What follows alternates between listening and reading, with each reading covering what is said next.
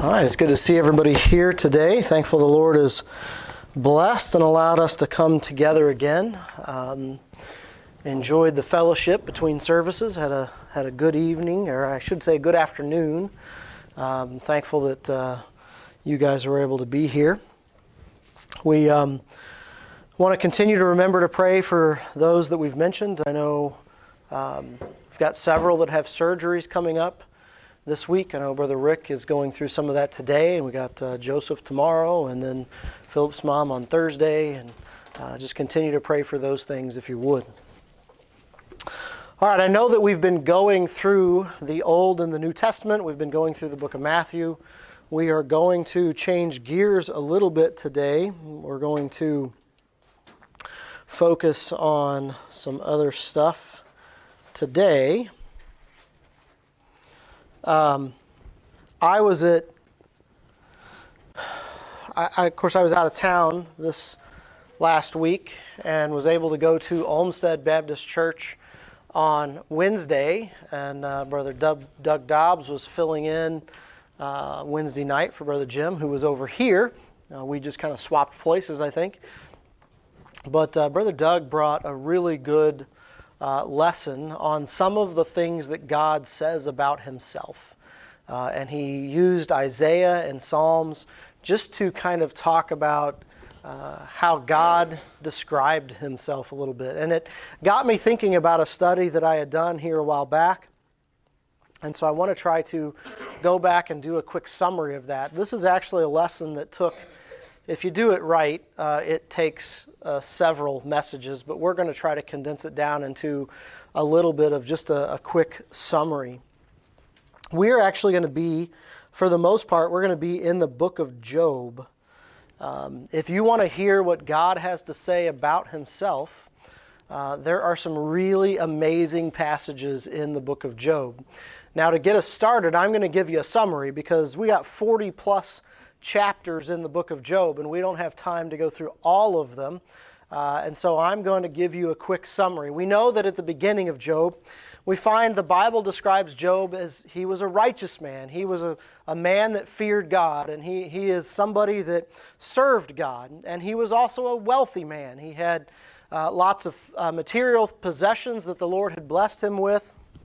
And we find that Satan talks to the Lord and basically says, well, if you would just let me take away this, then he would reject you. If you would just let me take away this, then he would reject you. If you would just let me touch his body so that he was not whole and he was in pain, then he would reject you. And you see this dialogue, and you find an interesting story in the book of Job, because we know that as we study the Bible, listen, sometimes hard times come because of sin. I wish I could say that that was never the case, but the fact is, sometimes hard times come because of judgment. Sometimes hard times, or even good times, come because the Lord is merciful. You know, sometimes he says that he lets it rain on the just and the unjust. Not every time that God sends a blessing of rain is he saying, well, this person is in my favor. Because he rains on the just and the unjust. There are times when the things that we have are just because we live in a world of sin. And this world of sin is old and decrepit and full of disease, and there's lots of problems. And it's just because we're surrounded by wickedness. And sometimes God is sending us through the trials so that we can see something, so we can learn something, so we can grow.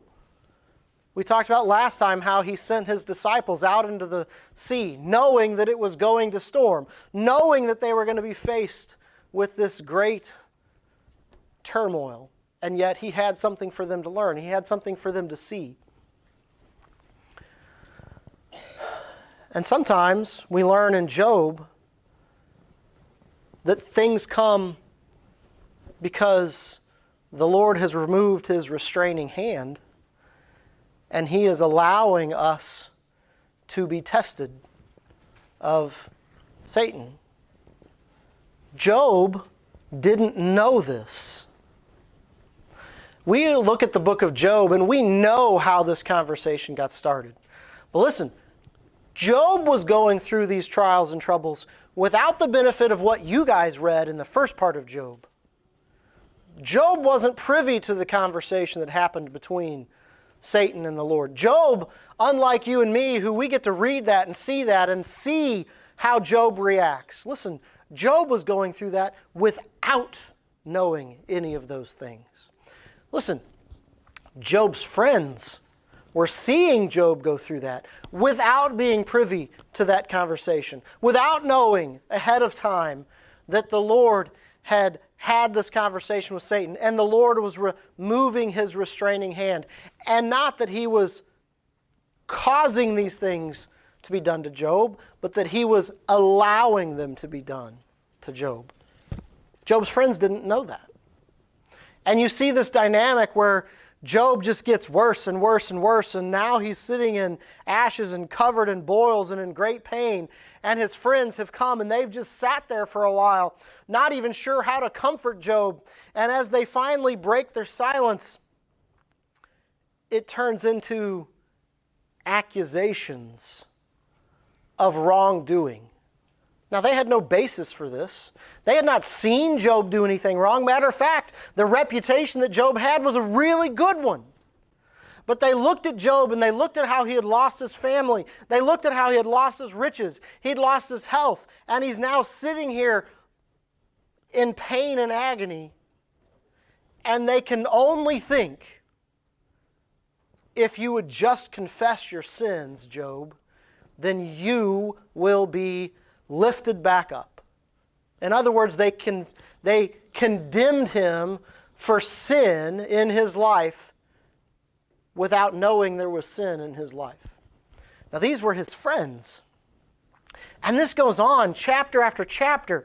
And you see that they accuse. And then Job responds. And another friend accuses. And then Job responds. And another friend accuses. And Job responds. Now, in the course of this, are they wrong?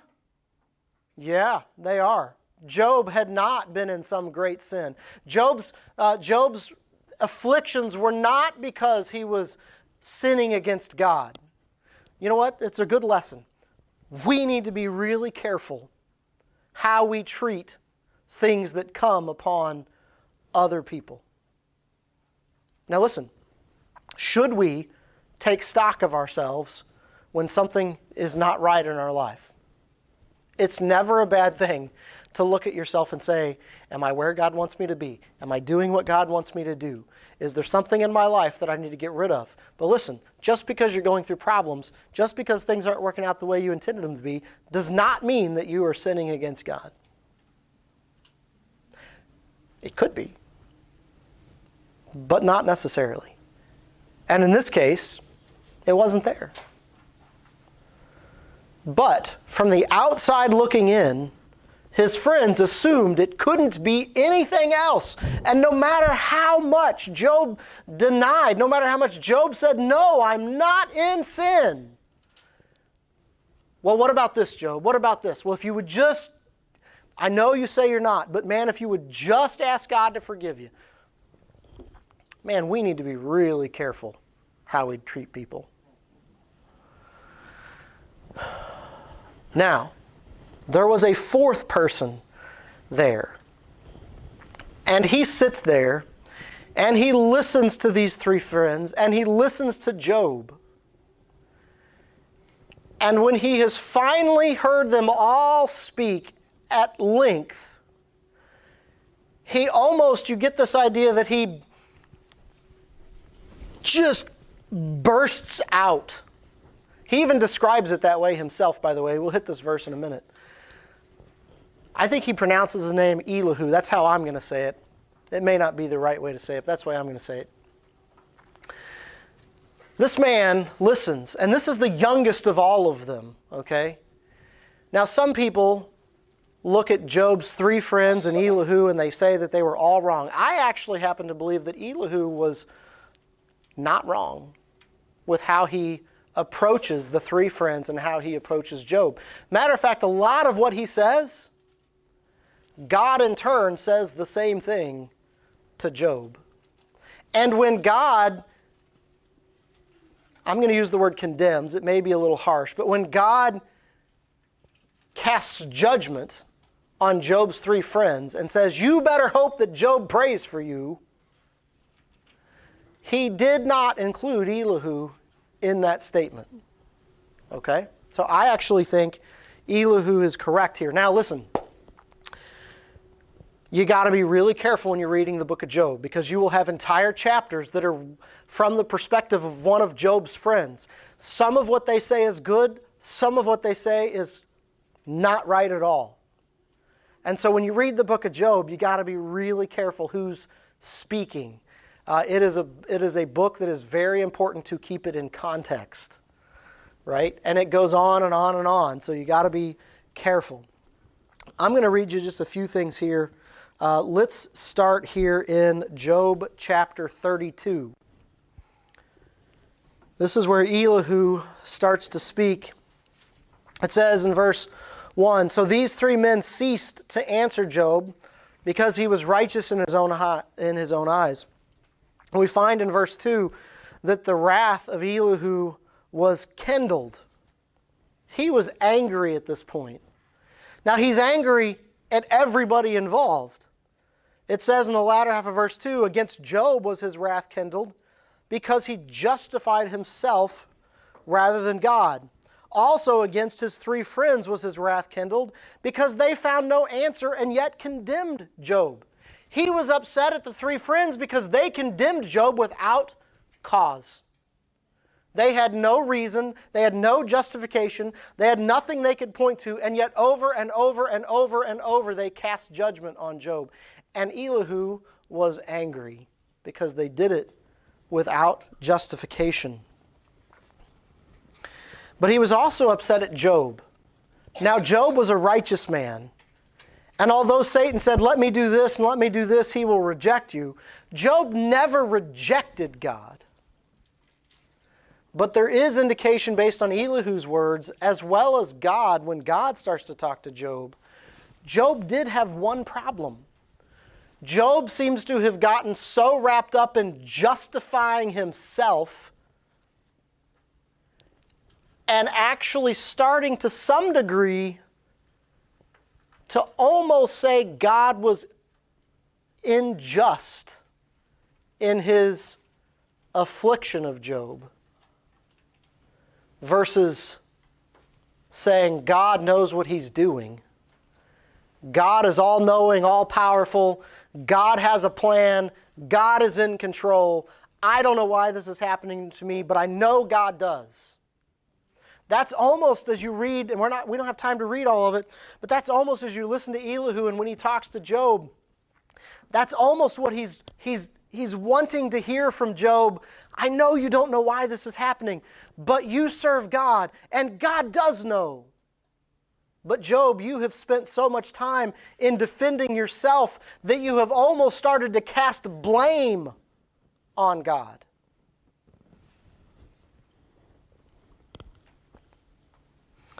It's interesting to me, too, there's some practical lessons that we can learn, and I'm going to try to just read a few of these here. It says in verse 4, now Elihu had waited till Job had spoken, because they were elder than he. When Elihu saw that there was no answer in the mouth of these three men, then was his wrath kindled.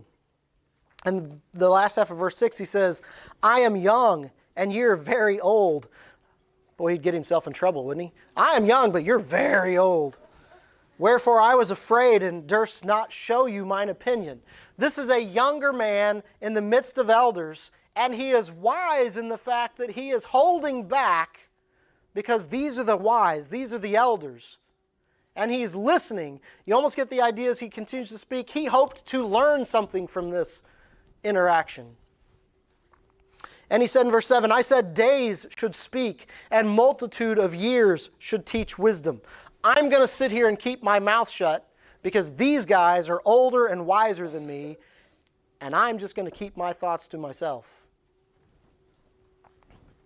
Verse 8, but there's a spirit in man, and the inspiration of the Almighty giveth them understanding. Listen, who is it that gives clarity and understanding in a man? The Almighty does.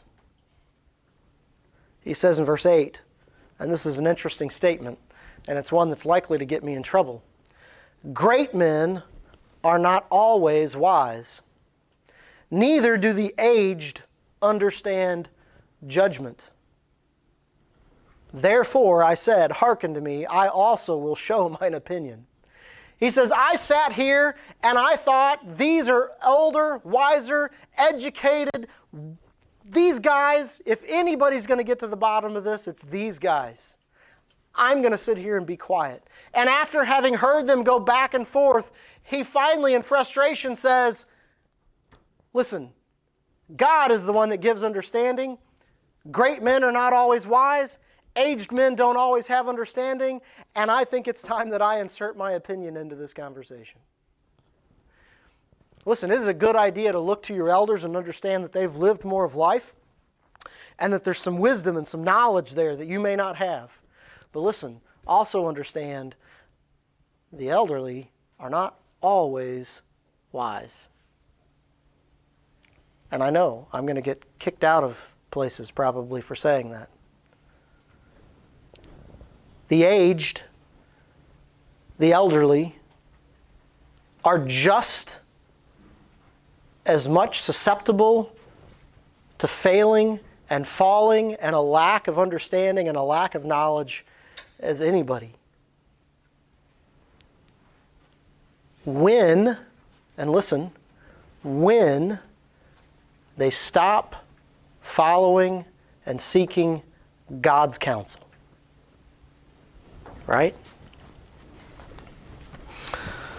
He says in verse 11, behold, I waited for your words. I gave ear to your reasons while she searched out what to say. Yea, I attended unto you, and behold, there was none of you that convinced Job or that answered his words, lest ye should say, we have found out wisdom. God thrusteth him down, not man. Now he that hath not directed his words against me, neither will I answer him with your speeches. They were amazed. They answered no more. They left off speaking. When I had waited, for they spake not, but stood still and answered no more, I said, I will answer also my part. I also will show mine opinion. For I am full of matter. The spirit within me constraineth me. Listen, behold, my belly is as wine which hath no vent. It is ready to burst like new bottles. Wine, whenever it's put in something, a new container, and it's oh man, it's like it's starting to expand. And if it doesn't have a vent, if it doesn't have some way to vent, it's going to burst. He said, that's how I feel having sat here. Listen to this. You guys are supposed to be aged. You guys are supposed to have understanding. You guys are supposed to be wise. And yet you guys condemn Job without cause. And Job has defended himself so much he's starting to accuse God. Verse 20, I will speak that I may be refreshed. I will open my lips and answer. Let me not, I pray you, accept any man's person, neither let me give flattering titles unto man, for I know not to give flattering titles. In so doing, my Maker will soon take me away. He says, listen, I know you guys are aged, you guys are wise. I am going to speak. No matter who you are or what position you have, I can't be respectful of that title. I have to say something. And then in chapter 33 and chapter 34, he goes on for a while. He says in verse 1 of chapter 33, wherefore, Job, I will pray thee, hear my speeches, hearken to all my words. So he's talking to Job at this point. And I don't have time to read all of it, but listen to some of this. Verse 8, surely thou hast spoken in mine hearing, and I have heard the voice of thy words, saying. So this is what Elihu says that Job said. I am clean without transgression. I am innocent. Neither is there iniquity in me. Behold, he findeth occasion against me. That he there is God. He findeth occasion against me. He counteth me for his enemy. He putteth my feet in the stocks. He marketh all my paths. Behold, in this thou art not just. He looks at Job and he says, look, you have declared your innocency. You have declared that you're innocent. I get that, but you have moved to the point where you are starting to say that God is against you, that God is doing this to you, that God is holding you captive. And he says, In that thou art not just. I will answer thee, God is greater than man. Why dost thou strive against him? For he giveth not account of any of his matters. He's basically saying, listen, Job, God is all-powerful, all-knowing. He knows what He is doing. He is greater than man. And don't sit there and think that you can get God figured out and that you can have God give an account for what He does. God knows what He does and knows why He does it. And Job, He is not accountable to you. Those are some of the things that Elihu said. Now in chapter 34, you see here where he says, let us choose, verse 1, furthermore Elihu answered and said, hear my words, O ye wise men, and give ear unto me, ye that have knowledge. For the ear trieth words, as the mouth tasteth meat. Let us choose to use judgment. Let us know among ourselves what is good. For Job hath said, I am righteous, and God hath taken away my judgment. This is where Elihu has an issue with Job. And it's honestly, when you read God's words later, it's the same thing God says about Job. You have started to accuse me, Job. You have started to take away and say that God hath taken away judgment and justice from you. He also says in verse 10, therefore hearken unto me, ye men of understanding. Far be it from God that He should do wickedness, and from the Almighty that He should commit iniquity. Don't lay this at God's feet. Don't try to make God accountable to you. Listen, you know this, Job. God will never commit iniquity. Verse 12, yea, surely God will not do wickedly, neither will the Almighty pervert judgment. This I know, Elihu said, God is just. He will not pervert judgment. If you are innocent, Job, then this punishment is not God punishing you. Don't blame God.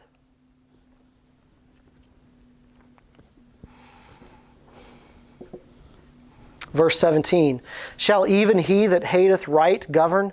And wilt thou condemn him that is most just? There is none greater than the one that rules all things. Will you condemn God, Job? You can't condemn God, Job. These are some of the things, a few of the things that he says. Chapter 35. Verse 1, Elihu spake moreover and said, thinkest thou this to be right, that thou saidest, my righteousness is more than God's? For thou saidest, what advantage will it be unto thee, and what profit shall I have, if I be cleansed from my sin? He says, Job, man, I think he steps in at this point, realizing that Job is maybe starting to get off path a little bit.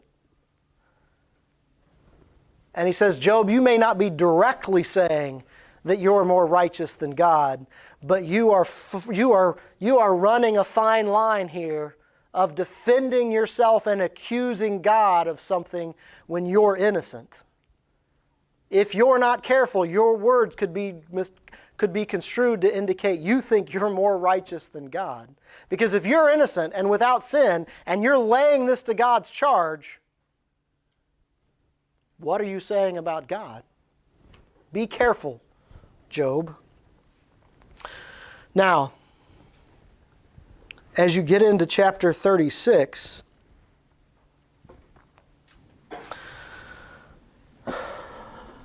we're just going to read verse 5. This is also Elihu here. It tells you that in verse 1. It says, behold, God is mighty, and despiseth not in strength and wisdom. He preserveth not the life of the wicked. He giveth right to the poor. He withdraweth not his eyes from the righteous, but with kings are they on the throne. Yea, he doth establish them forever, and they are exalted. And if they be bound in fetters, and be holden in cords of affliction, then he showeth them their work and their transgressions that they have exceeded. He openeth also their ears to discipline, and commandeth that they return from iniquity. If they obey and serve him, they shall spend their days in prosperity, and their years in pleasure. But if they obey not, they shall perish by the sword, and they shall die with knowledge. But the hypocrites in heart heap up wrath, and they cry not when he bindeth them. They die in youth, and their life is among the unclean. He delivereth the poor in his affliction, and openeth their ears in oppression. Listen, he is declaring to him, God is righteous. He keeps his eyes on the righteous. And in time, and when all things are lined up, God is going to work it out so that those that are righteous will be taken care of and forgiven of iniquity or lifted up out of their bondage, but those that are wicked will be judged.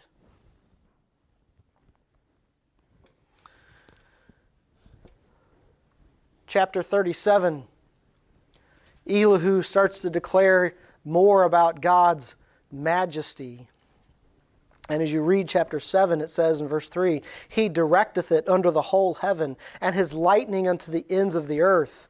After it a voice roareth, he thundereth with the voice of his excellency, and he will not stay them when his voice is heard. He thundereth marvelously with his voice. Great things doeth he, which we cannot comprehend.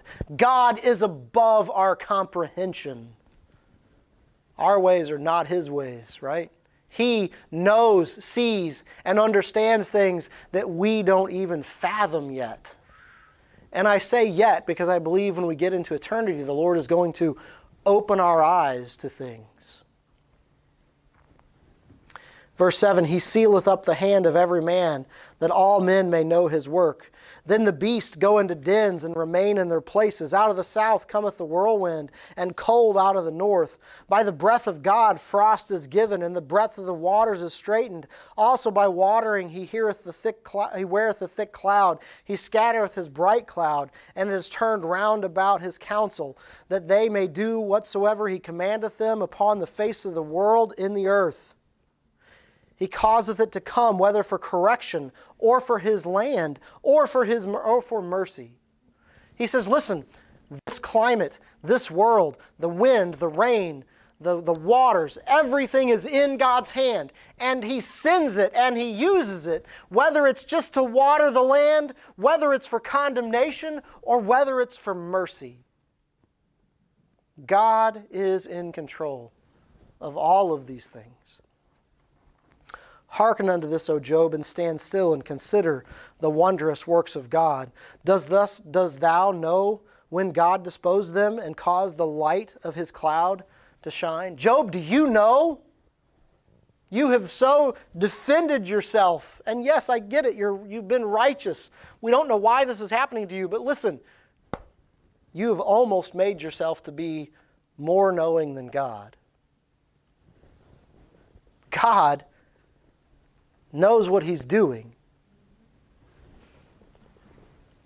He talks about balancing the clouds and spreading out the sky. And he just lays this stuff out. Verse 23, touching the Almighty, we cannot find him out. He is excellent in power and in judgment, and plenteous of justice, and will not afflict. Men do therefore fear him. He respecteth not any that are wise of heart. God knows more than anybody else. And the wisest of men can look at it and say, well, God shouldn't have done it that way. But God knows what he's doing and doesn't have to take into consideration those that consider themselves wise. God knows. Now, in Job chapter 38, the one speaking suddenly changes. It says in verse 1, Then the Lord answered Job out of the whirlwind and said, Who is this that darkeneth counsel by words without knowledge? Gird up now thy loins like a man, for I will demand of thee, and answer thou me. He is speaking to Job, and I think he's looking at the three friends and saying, Who are these that speak of things they don't know of? Job, who are you to say that I am your enemy? Who are you that's to say that I'm the one that's causing this affliction to come upon you? And then the Lord asks Job a string of questions, which are really meant to not be... He does a lot like Paul does in Romans, where he asks a question that has an obvious answer. The Lord is asking this question rhetorically, because he knows Job wasn't there. But he says this, and the Lord, in answering or asking these questions, the Lord really lays out for us so much about His power. He says, "Where wast thou when I laid the foundations of the earth? Declare if thou hast understanding." Job, you were sitting here and you've defended yourself, and you have almost got to the point where you have laid this at my feet, as if to say, I am innocent. What is God doing? And the Lord looks at Job and says, where were you when I founded the earth? Where were you when I created the earth? I don't remember you being my counselor. I don't remember you being there whispering in my ear, telling me what to do next. Who laid the measures thereof, if thou knowest? Or who stretchest the line upon it? Whereupon are the foundations thereof fastened? Or who laid the cornerstone thereof? When the morning stars sang together and all the sons of God shouted for joy? Or who shut up the sea with doors when it brake forth, as if it had issued out of the womb? He says, listen, when I created and I spoke the waters into existence, and whenever I came along and I put their boundaries, and I said the water won't go past here, and it won't go past here, and I shut it up into its bounds, where were you, Job?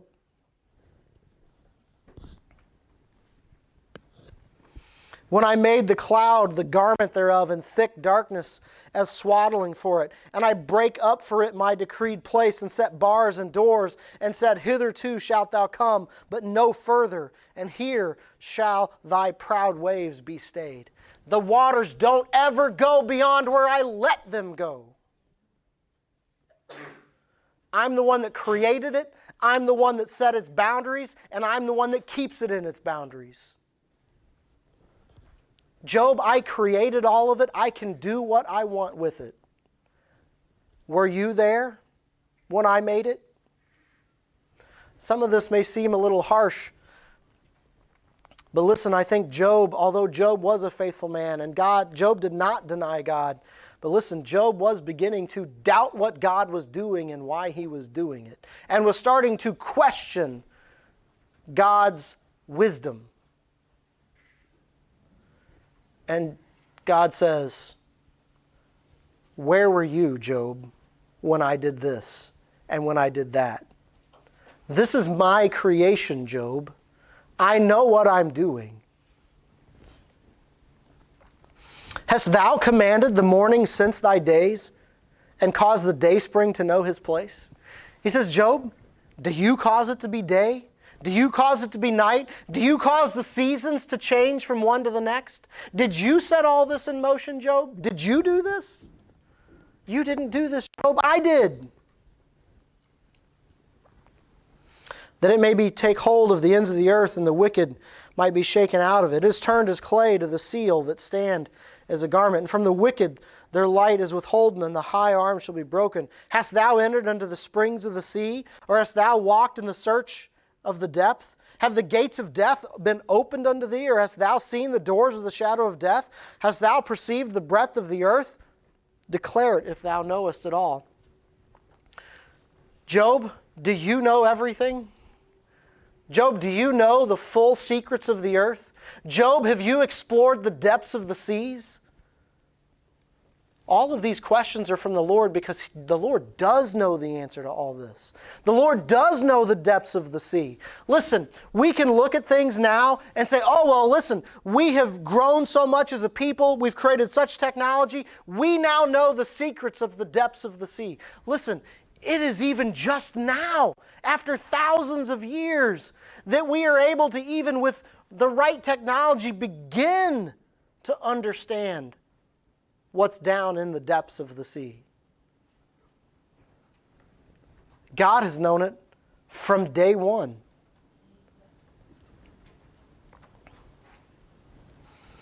He says about, hast thou seen the gates of death? Listen, is life and death in your hands, Job? Are you able to go up to the gates of death? Do you control life itself? I do. Every one of these things, the answer from God is I do. I am. I know. Do you? Where is the way where light dwelleth?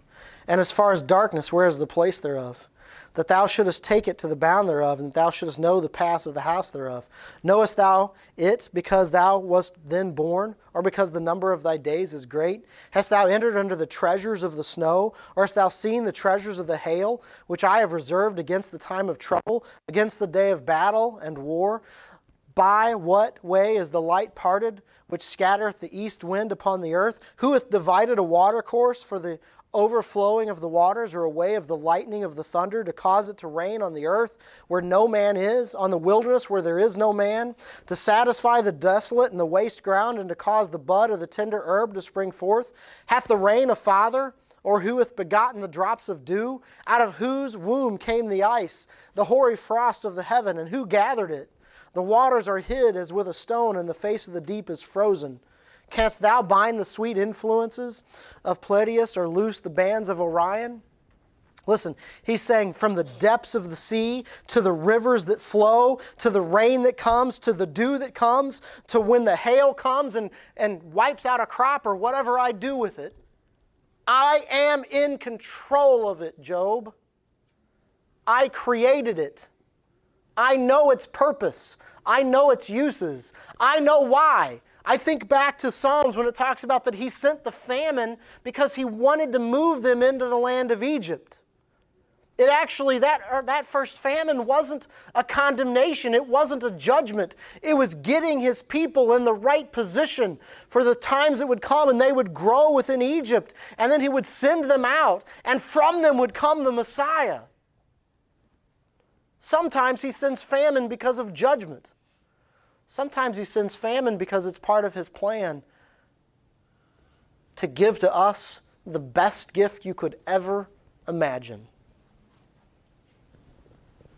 He says, listen, have you seen my treasures? Have you seen my storehouses? Have you seen where I have hail laid up and snow laid up? And people would say, listen, I get it. Job doesn't know what he's talking. The book of Job doesn't know what it's talking about. We know that ice and snow form because of the particles in the sky, and it gets cold enough and it starts to freeze, and then it sticks together, and when it gets heavy enough, it falls out of the sky. Listen, God can send wind and rain and snow and hail whenever and however he wants. And he is the one that put all of this design together. He's the one that designed it. He knows when and how it's going to fall. He starts to talk about Orion, and he talks about Pleiades and Mazzaroth and Arcturus. Listen, these are constellations. These are stars and galaxies in the heavens. And he says, did you place them where they went? You know what? These things are used for navigation. Why? Because they're fixed.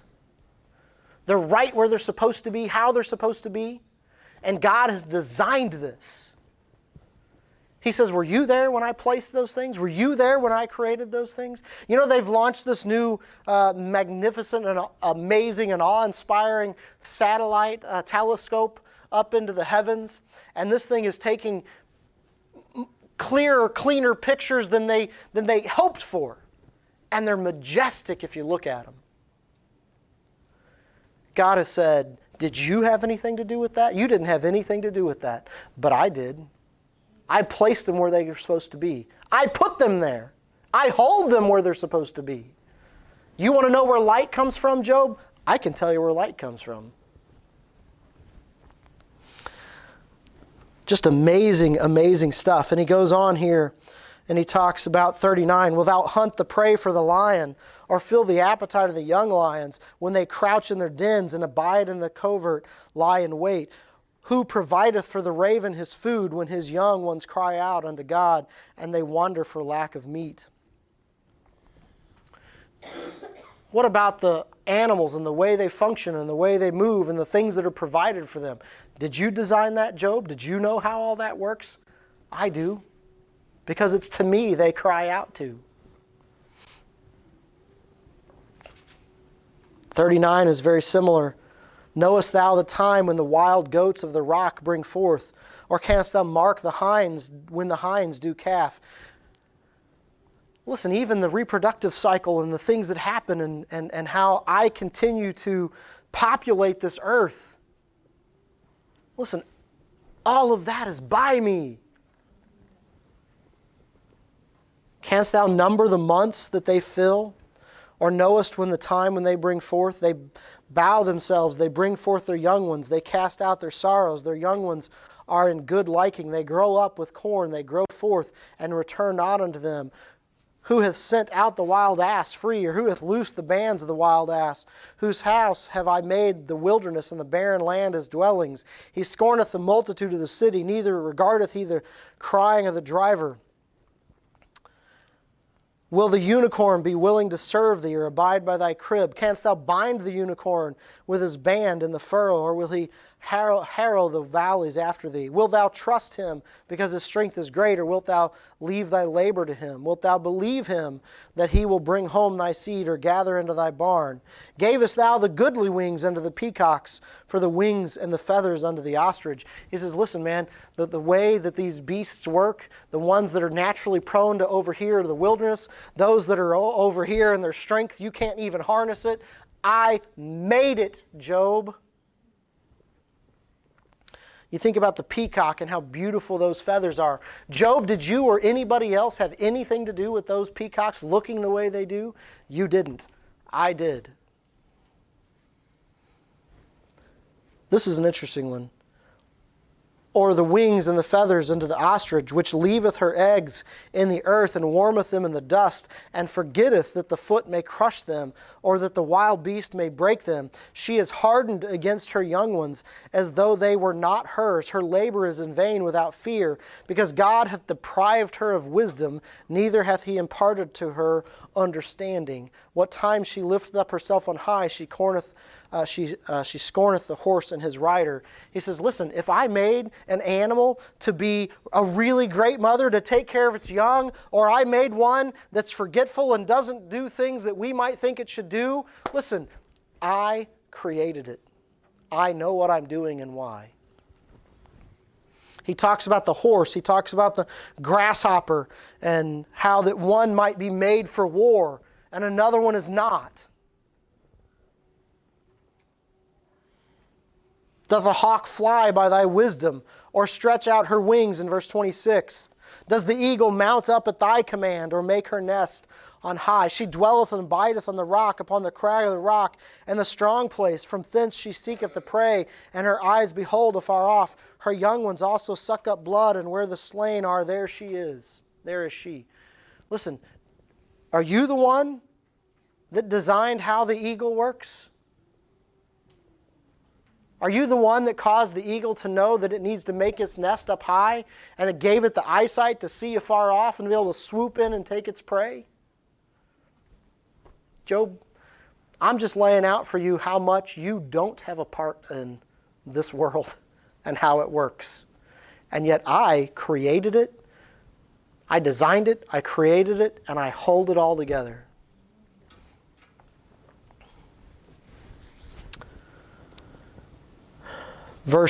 Chapter 40, verse 1. Moreover, the Lord answered Job and said, shall he that contendeth with the Almighty instruct him? He that reproveth God, let him answer it. He says, listen, Job, were you here for any of this stuff? I designed it, I created it, I hold it in its bounds. And if you are striving with the Almighty, you're striving with the one that has created all and knows all. And are you going to reprove me? If I have laid this out in your path, Job, if I have allowed this to happen to you, Job, You got to know and understand, I know what I'm doing. Be careful trying to reprove me for what I've done or allowed to happen. Now listen, do you know how Job reacts to this? Job, some people would react to this, but this isn't fair. I didn't do anything wrong. And Job hadn't done anything wrong. Up to the point where he started maybe starting to accuse God a little bit. But Job didn't do that. And this is where I think you start to understand that Job was a righteous man and that Job did fear God. It says in verse 3, Then Job answered the Lord and said, Behold, I am vile. What shall I answer thee? I will lay mine hand upon my mouth. Once I have spoken, but I will not answer. Yea, twice, but I will proceed no further. The Lord spoke to Job, and Job said, Job humbled himself. And Job said, I know that I'm a vile man, and I will cover my mouth, and I will listen to you, Lord.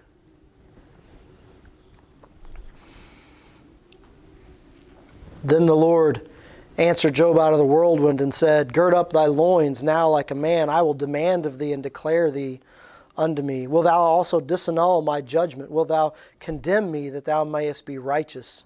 Hast thou an arm like God, or canst thou thunder with a voice like him? Deck thyself now with majesty and excellency, and array thyself with glory and beauty. Cast abroad the rage of thy wrath, and behold, everyone that is proud abase him. Look on everyone that is proud and bring him low, and tread down the wicked in their place. Hide them in the dust together, and bind their faces in secret. Then will I confess unto thee that thine own right hand can save thee. He says, I am the one in control. I'm the one that casts down the wicked. I'm the one that lifts up the righteous. When you can start to do all those things, Job, then you can come back and talk about who you are. He talks about Behemoth, and he gets into the Leviathan, and he's basically just laying out the things that God has created and the power that God has, and how that man can't even come in and tame some of those things that God has created. He lays out his strength. Verse 1 of Job chapter 42, Then answered Job the Lord and said, I know that thou canst do everything, and that no thought can be withholden from thee. Who is he that hideth counsel without knowledge? Therefore have I uttered that I understood not, things too wonderful for me which I knew not. Hear, I beseech thee, and I will speak. I will demand of thee, and declare thou unto me. I have heard of thee by the hearing of the ear, but now mine eye seeth thee. Wherefore I abhor myself, and repent in dust and ashes. Job says, I was speaking of things I didn't understand. I was claiming knowledge and wisdom that I didn't have. But Lord, I see your power. I don't only hear it, but now I see it. And he repented of what he had done. He repented of the attitude that he had started to have about the Lord. Now we understand, and we're just going to hit this briefly, as the rest of this chapter goes in and it starts to talk about the friends. Verse 7, And it was so that after the Lord spake in these words to Job, the Lord said to Eliphaz the Temanite, My wrath is kindled against thee and against thy two friends, for ye have not spoken of me the thing that is right, as my servant Job hath. Therefore take unto you now 7 bullocks and 7 rams, and go to thy servant Job, and offer up for yourselves a burnt offering, and my servant Job shall pray for you. For him will I accept, lest I deal with you after your folly, in that ye have not spoken of me the thing which is right, like my servant Job. The Lord did speak to Job and correct him and kind of reprove him for some of his thoughts. But listen, the Lord knew that Job was a righteous man. The Lord knew that Job believed him, and Job repented for the things that he had not handled right. But the 3 friends, he said, you better hope the Lord prays for you. You better hope Job prays for you. Because I've accepted Job. You I haven't accepted. Listen, all of this, whenever the Lord describes who He is, His power, His majesty, the way that He has created this earth. Now I want to go back to you, and I want to read you the words of this song that we talked about. I think we talked about this last Sunday. But having went through Job and listened to God's reproof of Job and how he described who he was, let me read the words of the song, How Great Thou Art, again. The song, How Great Thou Art, says, O Lord my God, when I in awesome wonder consider all the worlds Thy hand hath made, I see the stars, I hear the rolling thunder, Thy power throughout the universe displayed. When through the woods and forest glades I wander and hear the birds sing sweetly in the trees, when I look down from lofty mountain grandeur and hear the brook and feel the gentle breeze. He's described many of the things that the Lord reminds us that He has created. And His wonder and His majesty, just looking at the earth around us and how amazing it's designed. And God says, I did that alone. And we look at those things, and when we know God, when we know there's a God, we look at those things in wonder and amazement at God's creation. But the most amazing thing about God is verse 3 of this song. When you think about who God is and what He has done, and then listen to these words. And when I think that God, His Son not sparing, sent Him to die, I scarce can take it in, that on the cross, my burden gladly bearing, He bled and died to take away my sin. You see the God that is described in Job and how powerful and amazing He is? The depths of His knowledge and His wisdom and His abilities, and that no man has any right to ever question His power and His authority. And yet that very God loved us so much that He sent His only begotten Son to die on the cross, that we might be able to stand in His presence as adopted children.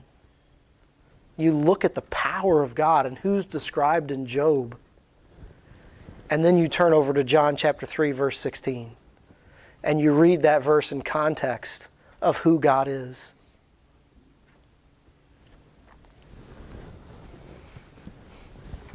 Listen,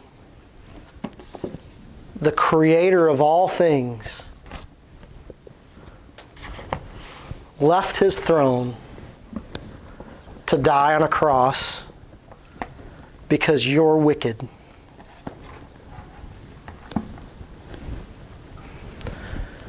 Don't you think that God could simply have wiped out all life and every planet and every star and every particle and just simply created a new one? But yet, instead of that, He suffered and died so that you could have redemption. The story of the grace of the Lord Jesus Christ, the story of salvation, the gospel message, is an amazing story to begin with. But sometimes I think even in our amazement we water it down because we don't recognize just how powerful He is, and yet He willingly died for us. So there is a lot in Job, there's stuff in Isaiah, there's stuff in Psalms. The Bible has a lot to describe God and His attributes and who He is and His majesty. But the God that did all that died for you. And we need to be willing to serve Him faithfully. faithfully, daily, seeking Him, learning more about Him, wanting to understand Him even more. That's what we need to do. All right? Well, for that, we're going to go ahead and stop there. We're going to ask Brother Philip if he'd come and lead us in a song.